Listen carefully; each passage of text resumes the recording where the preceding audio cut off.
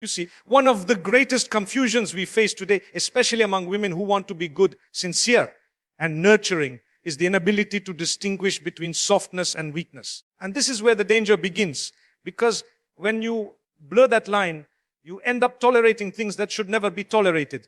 You excuse behaviors that should be confronted. You shrink into silence when truth demands a voice. There's a very subtle deception in our culture today. The glorification of the soft woman who is always accommodating, always agreeable, always available. She's praised for her patience, her silence, her willingness to forgive over and over again, even when it's breaking her spirit. But let's be honest, that isn't softness, that's eraser. And you are not created to erase yourself just to keep the peace. Softness in its true form is strength under control. It's gentleness that's rooted in dignity, not desperation. The Prophet Muhammad was described as the gentlest of men. Yet he was firm, clear, and unwavering when it came to principles. He knew when to extend kindness and when to draw the line. He showed us that real strength isn't in loudness or aggression, but it's also not in passive submission. It's in having a spine made of steel and a heart soft enough to carry others without losing yourself in the process. Too many women have been conditioned to believe that being a good woman means always saying yes. Yes to mistreatment. Yes to being overlooked. Yes to being emotionally drained for the sake of keeping others happy. And often this is celebrated as strength. But that's not what strength looks like. That's what fear looks like. Fear of abandonment. Fear of not being loved.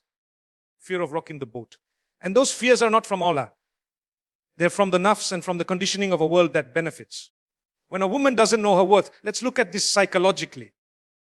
When a woman continually overrides her boundaries, when she remains silent in the face of emotional abuse, when she avoids conflict to keep the image of a soft, quiet, agreeable woman, she trains her nervous system to tolerate dysfunction.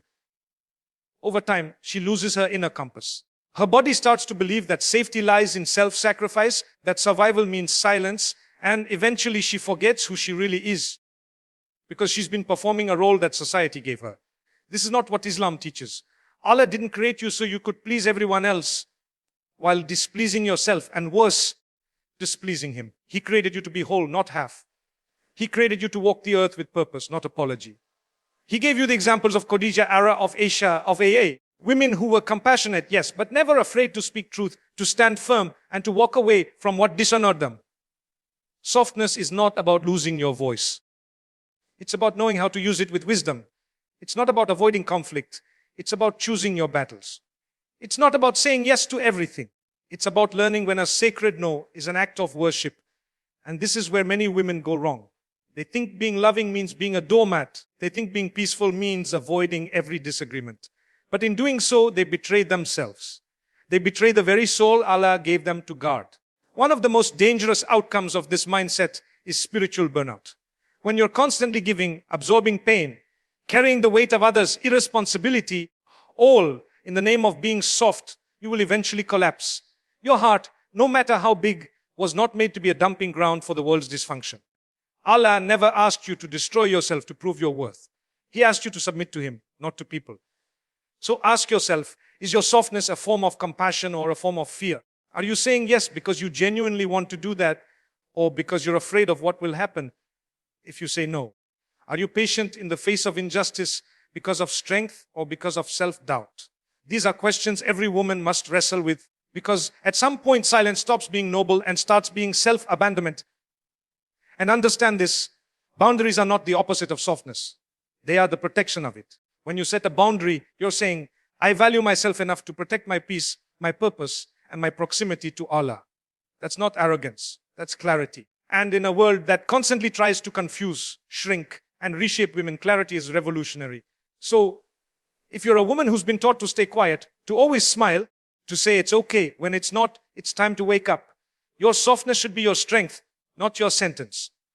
Be the woman who can be gentle with others without being harsh with herself.